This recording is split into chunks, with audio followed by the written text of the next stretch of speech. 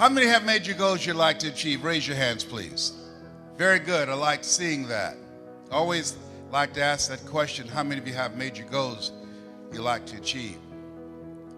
Then I follow up with another question, because this is a crucial place in my life. Just came from the memorial services yesterday in Plano, Texas.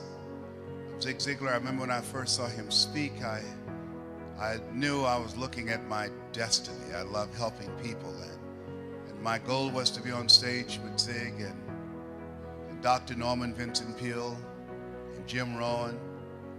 These guys have gone on to the next level, but that was my goal and dream, and I was very fortunate to achieve that at a very crucial point in my life. This industry has really contributed a great deal to me. I go way back in multi-level marketing from the days of a company called Best Line Products, a guy named Bill Bailey. He was one of the mentors of Jim Rohn, one of the greatest speakers on the planet, and holiday magic. At this stage of my life, and I think about all of the things that I've done, I can tell you unequivocally, to dreamers, there's no business that will contribute to your growth and development more than this industry. There are several power strategies I'd like to share with you, but with the limited time that I have, I want to drill deeply on 3 of those that you will have as a result of being a part of this industry. Because what this industry allows you to do, and I want you to write this down. Number 1, it secures your future. It secures your future. Number 2, it will stretch you. You develop some new skills, people skills. You're a dreamer, you can't make your dream happen without building people. As I reflect on my life, 15 years ago I was diagnosed with prostate cancer, given a 2 to 3 year prognosis. And the skill set that I developed in multi-level marketing allowed me to generate enough income that I could focus on my health, take care of my mother. I'm adopted. I was born in a poor section of Miami, Florida called Liberty City. The other thing it did, it expanded my vision of myself. This is a time that as you look at yourself, there's no such thing as job security. How many of you know that? Raise your hands, please. And it instilled in me a sense of confidence, a strong sense of self. When you have a strong sense of self, that gives your life a sense of purpose. Your life has a sense of purpose, that gives your life a sense of direction. The economy has changed. We have switched. I remember reading a book by Alvin Toffler called Future Shock. And the things that he talked about, what he predicted, we're living that right now. The 40-40 plan is gone, where you can go to college and graduate and get a job and work 40 hours a week doing the same thing for 40 years. That's gone. 73% of the college graduates, when they graduate, unable to find a job, they move back home with their parents. What multi-level marketing does, it empowers you and gives you the ability to create your own job. It gives you the ability to create your own destiny.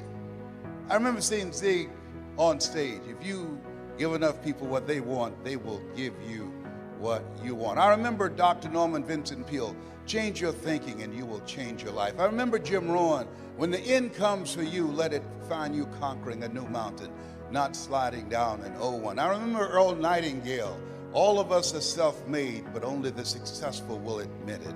I remember listening to those recordings over and over and over and over again to change my mental blueprint. I was born in a poor section of Miami, Florida called Liberty City with a twin brother, and in an abandoned building on a floor. And when we were 6 weeks of age, we were adopted by Mrs. Mamie Brown. Whenever I speak, I always say, all that I am and all that I ever hope to be, I owe to my mother. So I signed once and said, God took me out of my biological mother's womb and placed me in the heart of my adopted mother. Mama was a domestic worker. She worked on Miami Beach. She made up beds and cleaned homes. She cooked for families, weighed the food left over from the families that she cooked for. My mother could bake too. Mama could bake a sweet potato pie so good you couldn't eat it with your shoes on. You had to take your shoes off so you could wiggle your toes. We wore the hand-me-down clothes of the children that Mama kept. These families are kind and generous. They would say, Mamie, whatever food is left over, you can pack it up and take it home to those children that you have adopted. When I ask you how many have big goals and dreams, I want to ask you to think about your goals and dreams in 3 areas. Number 1, what's some personal goal that you have for someone that you love? My first major goal was to buy my mother a home. That's what I wanted to do. I remember walking around these big, beautiful mansions before catching the bus going back to Liberty City and Overtown in Miami. I said, Mama, she said, what is it, Leslie? When I become a man, I'm going to buy you a big, beautiful home just like this. Let me have somebody that you like to do something for that's personal to you. Raise your hands, please. Very good. I want you to think about that. I'm going to share with you some strategies how you can make that happen. Next thing is I want you to think about your financial freedom number. And when you reach that number, when you earn that amount of money, that you will feel a sense of relief. It take a lot of stress out of your life. It give you more time for yourself and for your family. And what that number is, if you wrote it down or if you're thinking about it, I want you to multiply it 100 times. And the reason that I want you to do that, I have found in my own life that most people fail in life not because they aim too high and miss. Most people fail in life because they have done what I did for the first part of my life. Aim too low and hit. And then I want you to think about your social contribution. I believe that we live in the greatest country in the world that allows us to live a life of contribution. Horace Mann said we should be ashamed to die until we've made some major contribution to humankind. One of the goals I have is to reduce the number of women who die from breast cancer. My mother was a 22-year breast cancer conqueror. One of the goals I have, every time I get on stage, I tell men that I was diagnosed 15 years ago with prostate cancer, given a 2 to 3 year prognosis. One of the things I believe doctors should never tell someone they're terminally ill. What they should say is that my ability to help you has terminated.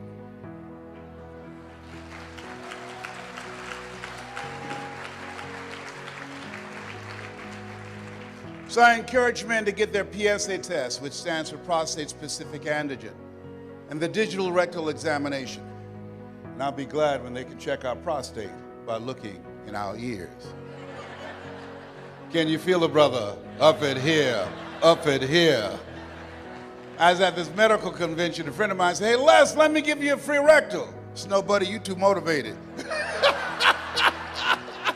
Homie don't roll like that, you know what I mean? I was at Florida Hospital, guy came in, new doctor, didn't say hello, good morning, anything, goes get some gloves and some petroleum jelly. I said, hey, buddy, this is our first date, hey. You got to bring me some potato chips, some M&M peanuts. We got to sit down and talk. I got to get relaxed. What's your mama name? I can't believe I'm telling y'all this. I'm turning red, but y'all can't see it. Oh, my God. One of the goals I have is to train. My gifting is in the area of helping you to discover your power voice. How to become a powerful presenter. That's what multi-level marketing does. The money's in the front of the room. The money's in one-on-one, small groups on the telephone. Your ability to present yourself. A gentleman changed my life, Mr. Leroy Washington. He's in his 90s now. He's blind from glaucoma. I never forget the first day we met. I went in his class. He said, young man, go to board and work this problem out for us. I said, oh, I can't do that, sir. He said, why not? I said, I'm not one of your students. He said, look at me. Yes, sir. Go to the board and work the problem out anyhow. I said, I can't do that, sir. And the other students started laughing, saying, he's Leslie. He's DT. He's got a twin brother. His twin brother, Wesley, is smart. He's DT. He said, what does DT stand for? He's the dumb twin. And many of the kids laughed, just like some of you did. And I said, I am, sir. And he came from behind his desk and he looked at me. He said, don't you ever say that again. Someone's opinion of you does not have to become your reality.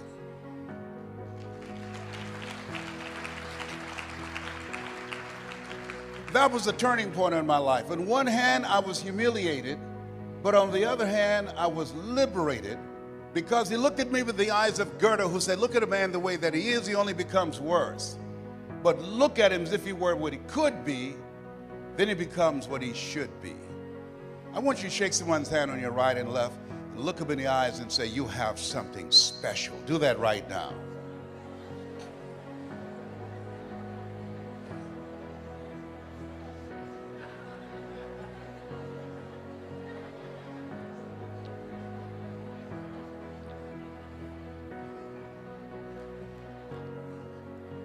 Ladies and gentlemen, you have something special. I don't know you, but here's what I know about you based upon my own experience. You have something special. You have greatness within you. You have the ability to do more than you can ever begin to imagine.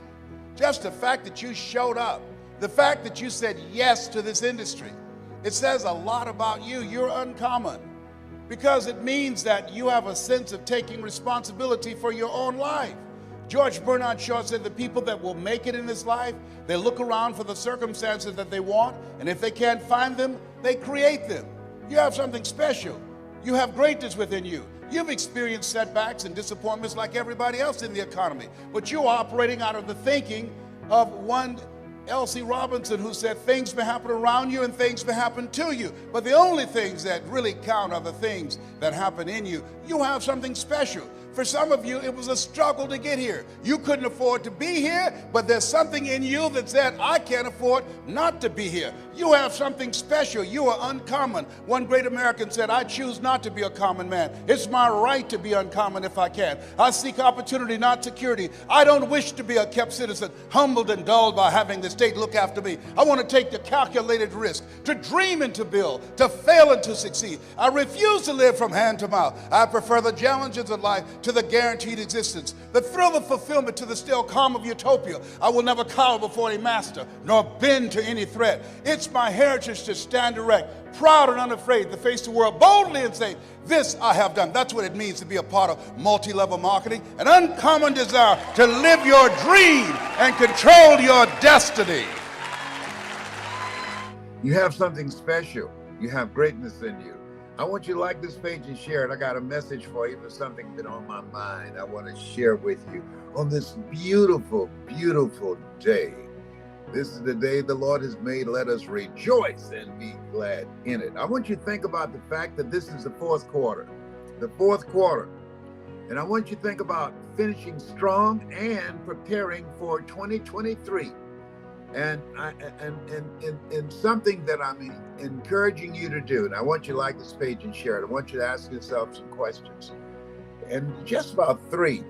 One of them, where you are right now, is it what you anticipated when you started the year off? Is it in alignment with your resolutions? Because if you follow what I'm going to share with you, if you are willing to give up who you've been, the negative people, the thoughts, and the choices that's produced what you now have, if it does not measure up to your level of expectation. And you know, as Einstein said, insanity is doing the same thing in the same way, expecting a different outcome. If you want to create a different outcome, you got to do some things differently. You got to change some relationships. You got to do what Celeste Johnson say, Operation Clean Slate. You got to get some people out of your life. You got to come out from among the people where you are. You know, people who earn $15, $20, $30, $40, $50,000, $100,000 a month don't hang out with people who earn $5,000 and $7,000 a month. No, you got to upgrade your relationships. One of the things when I began to understand the statement, come out from among them, I left Miami in a Greyhound bus. I had too many poor people in my life. Okay, family members, and friends. I had to get out of there. Why? God said to Abraham, get up and go to a new land. Sometimes you've got to change where you are. A place, you got a place that is your place. Trust me on this. The things that I've accomplished, I would have never accomplished those things in Miami. I had to go to some other place. You have a divine place. And there are certain relationships you'll never, ever do anything with those people. Why? Because they're not the one. Where you are is your rightful place, where your thoughts, your thinking, and your choices have brought you. Where you can be is your true place. Come on, somebody. I'm coming. Just slow down. Just slow down. I'm coming. I'm coming. Yeah. I mean, think about it. It's this fourth quarter. And so you want to look at your life and say, wait a minute, what got me here? Because you don't want to get to the end of 2022 and say, oh my God, I didn't do all the things that I was capable of doing. No, evaluate. Because there are certain places, there are certain choices, there's certain behaviors, there's certain people that you just don't need to be a part of your life. Let me give you an example in my own life. Like, for instance, I got up this morning and I take the medication that they had placed me on. Notice I didn't say my medication. I'm not claiming it. The medication they put me on. My goal before the end of the year is to be off all medication. What major goal do you have before the end of the year so that you can look back and say that 2022 brought out the best in you? I'm not asking you to have 4 and 5 different things that you're focused on. I'm just saying to you and just requesting what major area of your life in mine. I'm focusing on my health, mine making cancer history, mine getting off all this medication. I've been able to get off my insulin. Why? Because I'm focused. I want you to put down focus. Focus on one thing that's important to you, one thing that will make a dramatic difference in your life, one thing that when you accomplish that, you can pat yourself on the shoulder and say, I've done good. Because at the end of the day, life is about choices. Choose ye this day whom ye shall serve. But most of us, and I'm using myself as an example, for a long time, I was just coasting toward an accelerated end. I just decided I'm going to be mindful. I don't want to take medication for the rest of my life. I don't want to be sticking myself for the rest of my life. Then what are you going to do about it? I dramatically began to focus and tune everything else out, saying my health is my wealth. That sounds nice, rhymes, nice. And I'm backing it up with action. I'm mindful of what I eat. I'm mindful of my state of mind. I'm mindful of my peace. What is it you're going to do? What differently?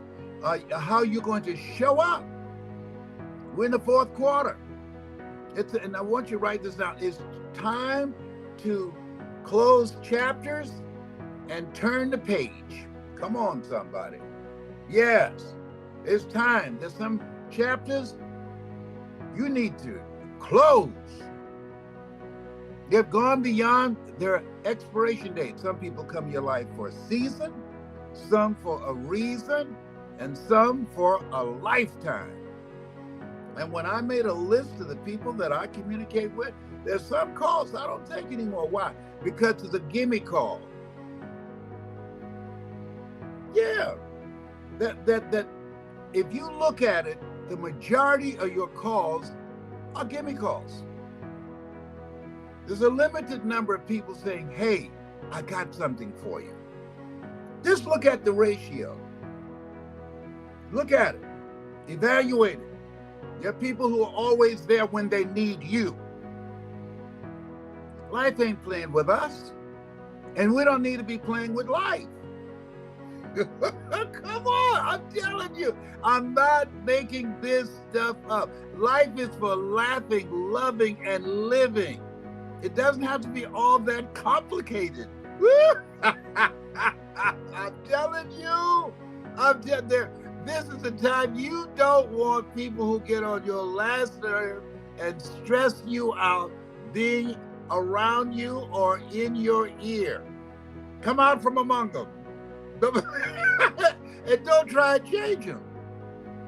A person changed against their will is of the same opinion still, that they are okay just as they are. You have no right to weigh in on how they live their lives. I don't care if it's your children or your family members, friends. No, people got a choice. That's what God has given us all, a choice.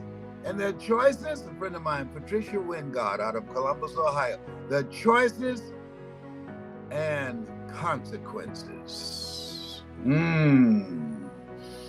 Listen to me. Listen to the Old Rascal. Yes, I've been on the planet for 77 years. I know some stuff. Now listen, I'm looking for some people. I'm looking for the few. This is not for everybody. I'm just looking for the few. You know what I decided to do? What did you decide to do? I'm going to build a culture of greatness. People who have goals and dreams, people who want to do something dramatically different with their lives, who want to finish the year strong, people who want to get a jump start on 2023, people who have things that they want to accomplish to improve their health, improve their relationships, get a game plan and a blueprint on how they can begin to bring out the greatness in them. If that's you, touch the link above. That's all. It's not for everybody. It's because, see, and here's something that we must learn to do, and it's not easy. Learn how to become an observer. I've learned how, and it took some time because they call me an empath. Most people, ladies and gentlemen, won't participate in their own rescue. I have a friend, I did some videos on people who made dramatic changes in their lives and who had lost a lot of weight, and they had instructions on how they did it. So I said this to a friend of mine, weigh over 400 pounds. You know, she asked me, "Are you calling me fat?" I said, "No." I didn't call you nothing. I just sent you some stuff that I thought maybe that you might be interested in. No, I did not call you fat. And I'm saying to myself, did this person ask me that question? This person who came to my house and sat in the chair broke and said, "Oh, hell no." What?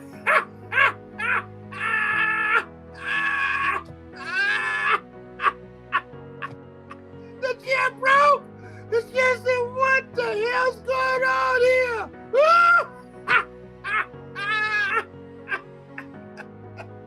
I'm sorry. You can't make this stuff up. Okay, you can't make this. Anywho. I'm sorry. I'm having a hot flash. I call it my power surge. So if you like to have fun, if you want to learn how I earned my first million against all odds, you ever hear politicians talk about the middle class? They never talk about the 1%. They don't want you to become the 1%. I'm a part of the population who's earned over $1 million. That's just 1% of the population who's done that. I've done that. You come into the community, if you give me 1 year with you, see, your network, and George Frazier said this best, your network determines your net worth. Did you hear what I just said? Your network determines your net worth. And when you're in a community with me, with like-minded people that are focused on their dreams and improving themselves, people who are tuning out the negative, toxic behavior and people that will compromise your power. We have energy, all of us. That energy, if you don't use it well, it will work against you. If you use it well, it will help you to take responsibility for your life and create the kind of life that you're proud of. I'm telling you what I know. And if that's you, come on, join me. So it's right now. It's at this time of the struggle. We go through a restructuring. We have competition that's doing weird stuff out in the market. And what you're saying is it's right now that tests my mettle, that builds me as a leader. Yes, without any question. The sign that I saw the other day that said, if you're going through hell, don't stop. Keep moving. You got to continue to move. And if you continue to move and make the adjustments and fine tune your strategy and let the people on the organization know, hey, look here, we're going to make this happen. And here's what they have to do. They have to come from a place of, it's possible. And once people begin to know that it's possible, then they begin to work within that framework. Sometimes we have to be intelligently ignorant. Many people fail to achieve the goals that they're capable of doing because they judge according to appearances, they know too much, and they think themselves out of it. What we have to do in this point in time, in this period of our history, is begin to be open to the possibility that it's possible, that we can do this. And the next step is that it's necessary. It's necessary that we find a way to make this work, that we look for ways to optimize the efficiency of our operation. It's necessary that everybody gets on the same page. It's necessary that we develop one vision, one voice, and higher standards on how we're going to begin to drive the culture to impact our bottom line, to begin to take the level of customer service that we envision to another level to dominate the marketplace. It's necessary. Being second place is not name of the game. That's not acceptable. We've got to make it happen. And that it's you and it's me. All of us must take ownership for it. It was George Bernard Shaw who said, the people that make it in life, they look around for the circumstances that they want, and if they can't find them, they create them. That's what leaders do. And how do I take that picture that I have and get my employees to really see the possibility as well? Speed of the leader, speed of the group. You have got to buy into it. You've got to believe it. The difference between leaders and people that are followers. Leaders, it's a whole different standard for them.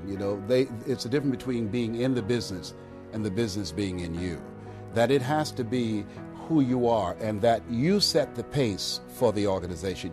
If the leader becomes cynical, if there's any doubt, if you don't have absolute faith that you can make it happen, if you become cynical, if they sense that you don't believe that it can happen, if you start complaining about the fact that you can't get your higher-ups to answer, or there's so much political bureaucracy that we have to deal with, that you're frustrated, that you don't know what to do, that you're pulling your hair out, that you can't sleep at night because of the fact that it's out of your control. If you have that victim mindset and feeling powerless, that nonverbal communication, your facial expression, your energy, the spirit of who you are, that will permeate and contaminate the spirit of the organization.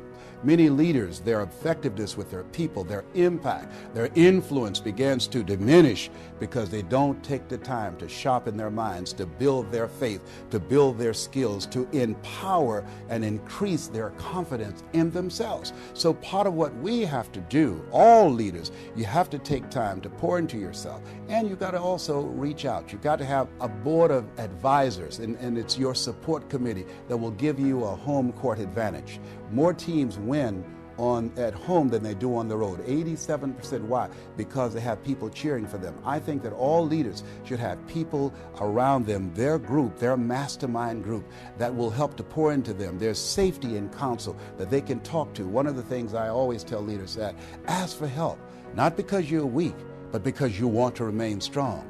And ask for help, and don't stop until you get it. Make it important to know what drives you and what's most important now. There are things that used to be important to me, they're no longer important. And that's why I've been doing Operation Clean Slate, getting a lot of stuff and a lot of people out of my life. I remember when I read the book, Who's the Matter with Me? I wrote down the names of the family members and friends that I communicated with most. And I asked myself the question, is this relevant? This relationship, is it productive? Is it positive? Is this relationship, does it bring the best out of me? This relationship, this energy, does it challenge me? hold me accountable to a higher standard. People rub off on you. Academy Award winner Sidney Poitier said, when you go for a walk with someone, something happens without being spoken. He said, either you adjust to their pace or they adjust to your pace. Whose pace have you adjusted to? I want you to write this down. OQP, going forward, only quality people. I do not allow myself to be in the company of people that I know more than them. Why? If you're the smartest one in the group, you need to get a new group. No. Jim Rohn said something. He said, your life is either a warning or an example. A warning of what not to do or an example of what to do. And part of what I'm saying to my children, hey, be careful about who you're around with. I remember Mama saying, Leslie, if you run around with 9 broke people, she said, I guarantee you, you become number 10. And so as you look at growing your practice, as you look at making a greater impact in your community, as you look at the things that you want to do and being involved in legacy building and making the rest of your life the best of your life, we have to constantly monitor and be mindful of who's around us and what relationships that we have. People say, it's not what you know, it's who you know. Not just that, it's who you know and what they know about you. Do you have the kind of reputation in the industry that people will see you as a go-to person? God said to Abraham, I make your name great. Didn't say I make you a great man. I make your name great. The reason that when Fab calls me, he's a good man. He calls me, I don't call everybody back. But when he calls me, because of how I see him and because of my relationship with him, because of his vision, because of his integrity, because of the stand that he's taken with his life. People say, practice what you preach. No, preach what you practice. And what I know about him, I'm going to answer his call. I'm going to follow up. And that's the kind of relationships going forward in and out of the pandemic that we have to continue to look for and to develop. Some of the relationships that we need to spend less time with. There's some people, if we never saw them again, it would be too soon. Yes, what I read that you earn within $2,000 to $3,000 of your closest friends, I got all my broke friends out of my life. I used to be so broke, I walked past the bank and tripped the alarm. And so this is the time you have to look at who's around me, who's the matter with you. And I want you to share it with others. Don't be selfish, because I want to talk to you about shifting your focus and managing your mind and the thoughts that you have. Because when we wake up in the morning, advertisers are competing for the real estate of our minds. And what we have to do is begin to be proactive in programming ourselves rather than allowing ourselves to be programmed by the world. That's why we're told, be ye not conformed to this world, be ye transformed by the renewing of your mind. If you agree with me, I want you to put yes in the comment section. Just put yes. Make a brother feel good. and something else. See, there are things that's going to happen just beyond our reach. And it's important that you be okay with that. That's God's business. You do what you can do, handling your business and those things that you can handle, and those things that's beyond you, you have to let go or be dragged. Because there's a lot of stuff, this thing called life where we are, we've never been here before. I feel like Mother Teresa, she said, Lord, I know you know how much I can bear. I just wish you didn't have so much confidence in me.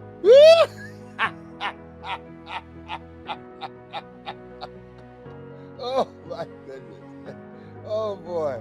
So I want to share some thoughts with you. People ask me, what do you do during tough times?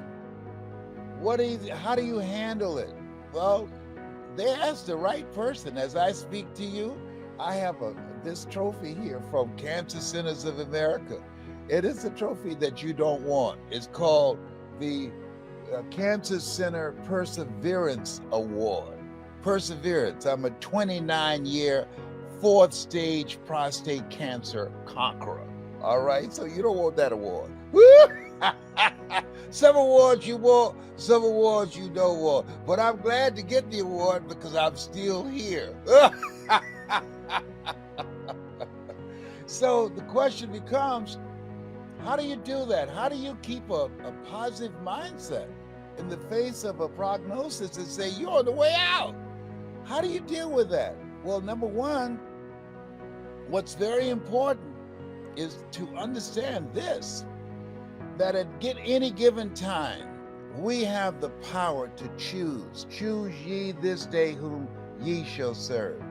We have the power to choose to focus on the things that are not what we want them to be, or focus on what we can do to create the things that we want in our lives. See, because at the end of the day, life is a fight for territory. And once you stop fighting for what you want, what you don't want will automatically take over. So I deliberately, when I wake up in the morning, I'm grateful. I say, I'm great and grateful. I'm still here. There are a lot of people that didn't wake up this morning. They're taking a dirt nap. Hello? So I'm grateful. I'm not in pain. You can hear my voice. I can still serve. At 77, I can still make an impact, all right? So what you have to do is face this. Every day is not going to be a good day, but there's some good in every day. So here's my challenge to you. Look for the good. I ain't playing with you. I'm coming for you right now. Look for the good because it's here. And then just take the time to savor it. What most people do, and this is crucial, they leave their minds open like a universal garbage can and taking in stuff and information that they can't do anything about. I support the Ukrainians without any question. I pray for them. I support them. I will contribute to anything to help people who are being displaced. But I will not watch the news on that. It's too negative. I'm not going to inundate my mind with stuff that does not build me up. You remember that song, Don't Let Nobody Bring Me No Bad News? If you can identify with what I'm saying up in here. My brother, I was talking to him the other day, my twin brother, and I can hear him cranking up to give me some bad news. I said, hold just a minute. I paused for a minute. I said, you know what? I'm gonna circle back with you. And so he thought I hung up, and I heard him say in the background, he's not gonna call me back. He's right. No, I don't want to hear that. He's about to tell me some problem about somebody. I don't know that person. Why do I need that in my mind? I remember a story about a very brilliant man. We all have heard his name, Albert Einstein, and he was asked for his phone number. And he went to a payphone booth and went into the telephone booth and opened up a telephone book. And they said, wait a minute, you Einstein, you don't know your phone number? He said, I don't keep information in my mind that's not usable to me. I don't call myself.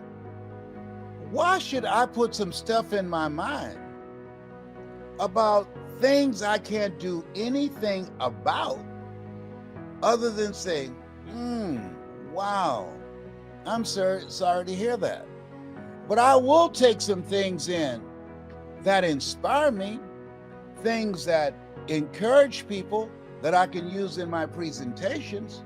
I tell speakers, and I train speakers, and some of you out there, I want you to listen to me, and I'm going to give you a strategy on how to become a powerful global voice of transformation. You got to be a good listener. I listen for stories that encourage, that motivate, that inspire.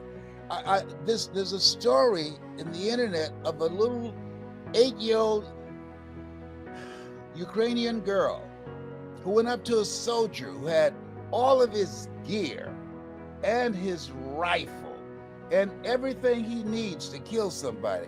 And this little girl, unarmed, but all she had was her fist, and she went up and she punched him.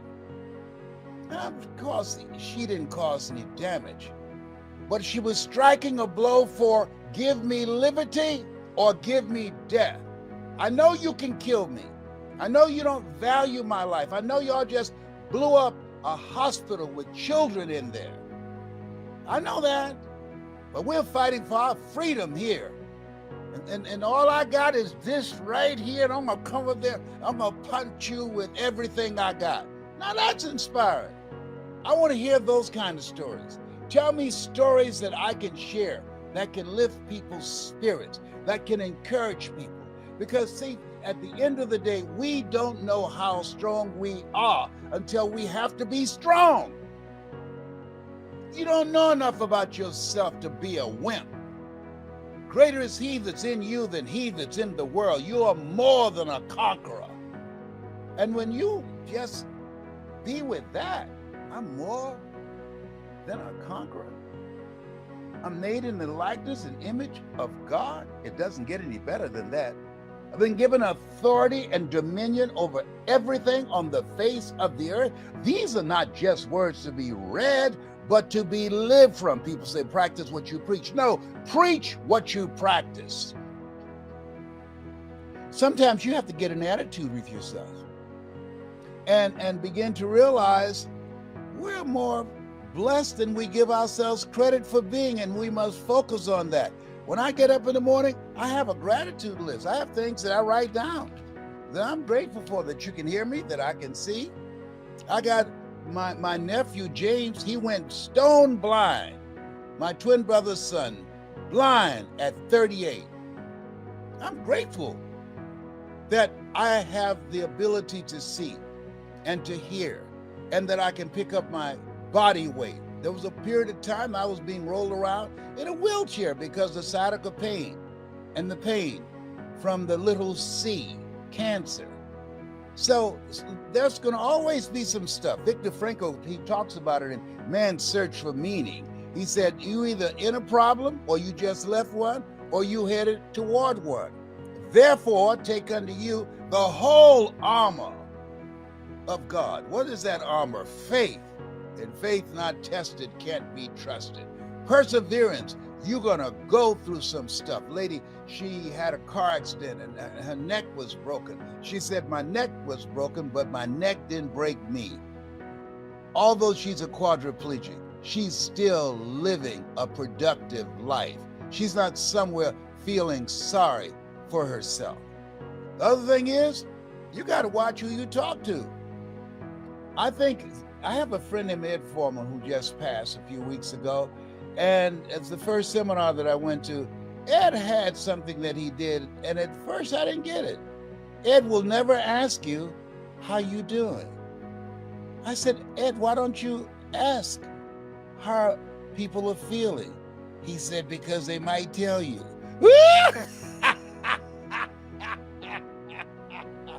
He said, no. He said, I just tell him, you're doing great.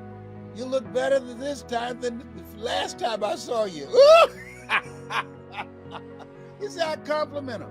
I find something good to say, because people want to tell somebody about what they're dealing with, but you want to call forth those things that be not as though they were. Do you believe that? Are you down with that? Do you understand what I'm sharing with you right now? It's a part of what we have been told, and it's something that we don't want to just hear it, but to live from that place, to stand in that place of power. I believe that we're here for a reason. And all this stuff that's happening, that God is in the midst of it. But therefore, take unto you the whole armor, that we've got to stand up inside ourselves and face it head on, called life. And sometimes I have to get an attitude with myself, because sometimes things get to me. Got a son who's bipolar schizophrenic, and I had to realize, hey, that's his trip. He doesn't want to take his medication. He's 38 years old. That's beyond me. That's him and God. They got to work that thing out.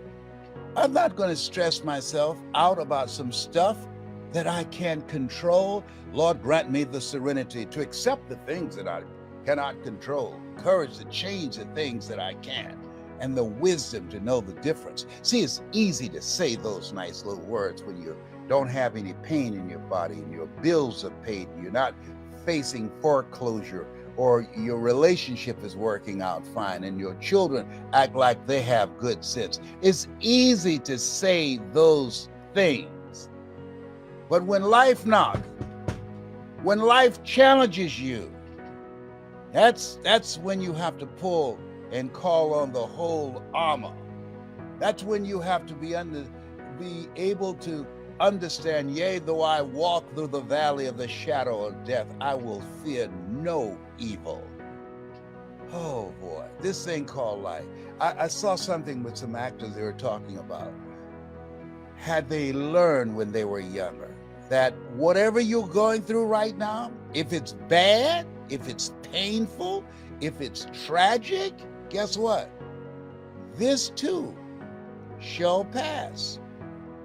And whatever you're going through right now, if it's a celebration, you're happy, you are joyful, things are going great, you feel good in your body, you're physically capable to doing whatever you want to do, your relationship is working out fine, this too shall pass.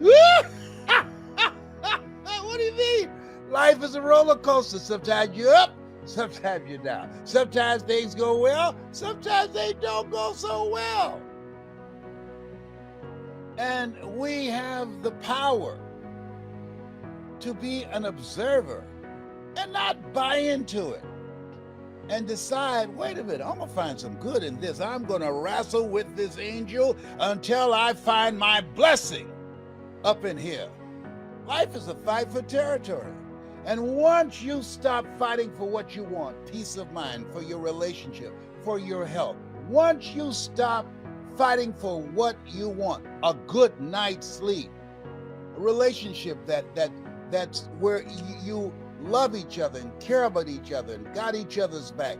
Once you are unwilling to fight for what you want, what you don't want will automatically take over. I ain't playing with you. I'm telling you what I know. You have something special. And even if you don't believe me, I don't care. I'm going to say it until I get through to you. Why? Because that's my mission. I believe live your life the way you want to leave your life. And that's what I'm doing. My goal is to leave my life inspiring you, encouraging you, lifting spirits, reminding you of the greatness that you have in you, reminding you that you are a treasure, you are a masterpiece because you're a piece of the master. Oh, behave. Hello? So having said those words, I want you to know, Tyrone and I, my little squirrel friend, you have something special. You have greatness in you. Bye for now.